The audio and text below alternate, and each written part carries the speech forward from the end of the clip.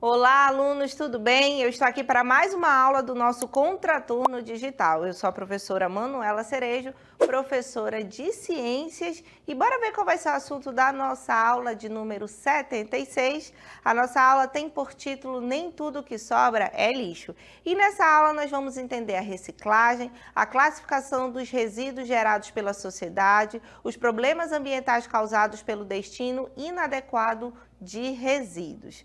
Então, prestem bem atenção que eu tenho certeza que vocês vão gostar dessa aula. E com certeza vocês já ouviram falar em reciclagem, mas vocês sabem o que essa palavra significa? Então vamos entender aí um pouquinho.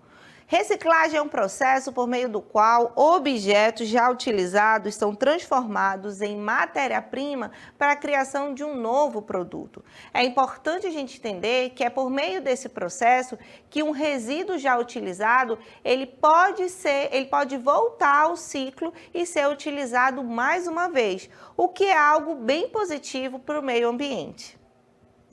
E qual a importância da reciclagem? Eu trouxe aqui dois pontos bem interessantes para vocês. O primeiro é que com a reciclagem a gente tem uma redução do lixo em nosso planeta. E além disso, uma diminuição da utilização dos recursos naturais que muitas vezes não são renováveis. Ou seja, esses recursos não renováveis são aqueles que a gente não pode aproveitar mais uma vez. Então, se há uma diminuição na utilização desses recursos, isso é algo bem positivo para nós. E é importante a gente sempre lembrar que a reciclagem pode fazer com que a gente torne a nossa sociedade mais sustentável, com menos gasto de energia, com menos uso de matéria-prima, e também a gente consegue gerar renda, gerar trabalho com a reciclagem. E vocês viram que nós acabamos de falar em recursos naturais. E o que são recursos naturais? Recursos naturais são todos os elementos disponibilizados pela natureza que podem ser utilizados nas atividades humanas, né? E aqui nas nossas imagens nós temos exemplos desses recursos naturais, como o sol, a água, o vento, são exemplos aí desses recursos que a natureza nos traz. E os recursos naturais, eles são classificados em não renováveis e renováveis.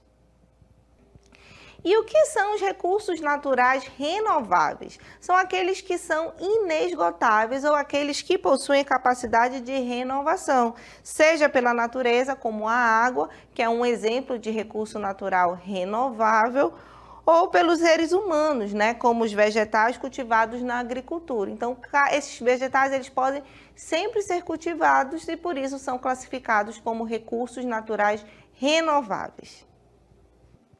E os recursos naturais não renováveis são aqueles que não possuem capacidade de renovar-se ou que a renovação é muito lenta, levando milhares de anos para ser concluída. É o caso do petróleo, né? O petróleo ele é extraído rapidamente, consumido rapidamente, mas ele leva milhões de anos para se formar, né? Os minérios, em geral, são exemplos de recursos não renováveis que podem acabar no futuro.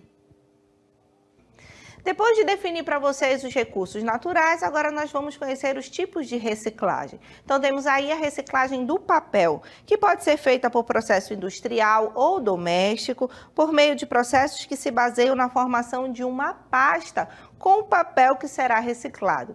Nesse tipo de reciclagem, a gente faz a reciclagem de caixas de papelão, embalagens de papel, jornais, revistas e diversos papéis que utilizamos no nosso dia a dia. Temos também o tipo de reciclagem que é a reciclagem do plástico, né? Que pode ser feita de três formas. Nós temos a reciclagem mecânica, a reciclagem química e a reciclagem energética do plástico. Nós temos também a reciclagem do metal. Nesse processo são reciclados, por exemplo, as latas de alumínio e de produtos alimentícios. E o material ele é derretido.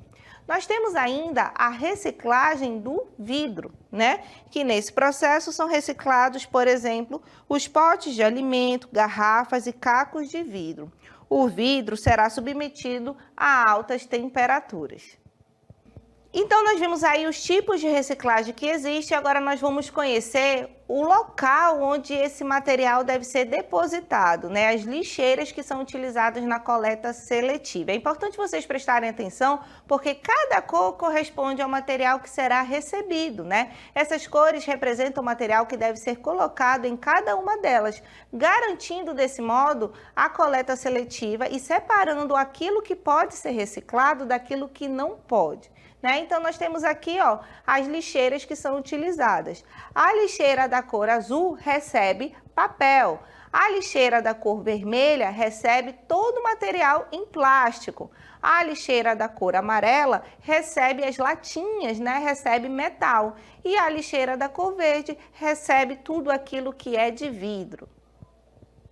E existem outras cores de lixeira de coleta seletiva, Nós temos o preto, que é a lixeira que recebe material de madeira, laranja, resíduos perigosos, o branco, que recebe resíduos ambulatoriais ou de serviços de saúde, o roxo está relacionado com resíduos radioativos, então é preciso conhecer, para não chegar perto, e o marrom, que recebe os resíduos orgânicos, aqueles originários dos seres vivos. E existe ainda uma classificação quanto aos resíduos sólidos, Os resíduos sólidos podem ser classificados de acordo com a Política Nacional de Resíduos Sólidos, quanto à origem em resíduos domiciliares, que são aqueles produzidos em casa, resíduos de limpeza urbana, resíduos industrial, temos ainda os resíduos de serviços de saúde, resíduos da construção civil, resíduos agro-silvopastoris, resíduos de serviços de transporte e resíduos de mineração. Essa é a classificação dos resíduos quanto à origem. Nós temos ainda a classificação quanto à periculosidade, ou seja, o tanto de perigoso que esse resíduo pode ser, Então, nós temos os resíduos perigosos, que são aqueles que apresentam risco à saúde pública ou qualidade ambiental em razão de suas características. E nós temos os resíduos não perigosos, que são todos os outros tipos de resíduos que não se enquadram na classificação acima, certo? E agora a gente vai dar uma voltinha nos problemas ambientais causados pelo excesso de lixo produzido. Olhem aí. E agora vamos dar uma volta nos lugares mais afetados pelo acúmulo do lixo. Bora lá? Quanto lixo, Estamos aqui no lixão a céu aberto. E nesses locais, o lixo é depositado sem preparo nenhum.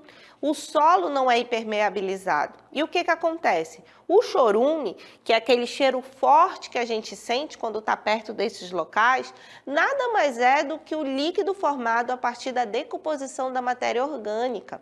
E esse líquido, por o solo não estar impermeabilizado, ele penetra o solo e pode alcançar as águas subterrâneas, podendo poluir essas águas. Outro grande problema também desses lixões a céu aberto são os gases que são produzidos a partir da decomposição dessa matéria orgânica toda aqui. Esses gases, como o metano, o gás carbônico, são gases do efeito estufa que favorecem aí o aquecimento global. O melhor cenário para nós seria um aterro sanitário, onde o solo é impermeabilizado e esses gases são coletados. Porém, em muitos lugares do nosso país, a gente vê os lixões assim, a céu aberto. E agora estamos aqui, sobrevoando um rio poluído. E por que isso acontece? Infelizmente, em muitos locais do nosso país, o lixo não é coletado e depositado da melhor maneira. E também muitas pessoas insistem em jogar o seu lixo doméstico em locais como esse. Acaba que polui o rio. E aqui, olha, estamos sobrevoando uma ilha de lixo, ou ilha de plástico, como também pode ser chamado, porque plástico é o principal material que nós vemos aqui.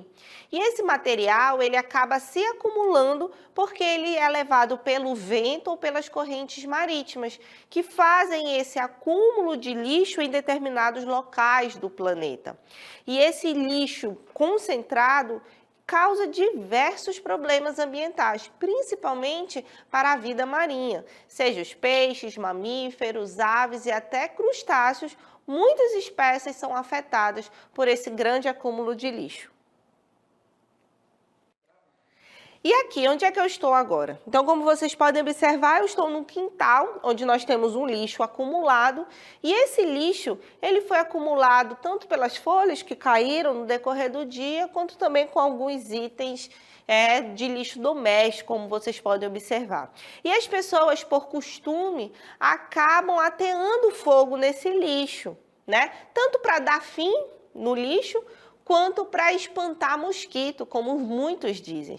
Mas isso, gente, é um crime ambiental. Por quê? Esse lixo, com esse fogo que foi ateado, geram os gases, esses gases poluentes vão favorecer o aquecimento global e, além disso, geram uma fumaça muito grande e essas fumaças acabam atacando o sistema respiratório das pessoas, né? A gente sente a cidade com aquela fumaça pesada e as pessoas com vários problemas respiratórios. Então, isso precisa ser evitado. E vocês puderam ver aí os grandes problemas causados pelo excesso de lixo, né? E o que eu quero que vocês tirem desse vídeo? Eu quero que vocês se tornem alunos críticos e sensíveis quanto à produção desse lixo e que façam o descarte mais adequado possível do lixo que a gente gera, tá bom? Então, gente, essa foi a nossa aula e agora eu quero saber se vocês entenderam direitinho através do nosso Aplicando.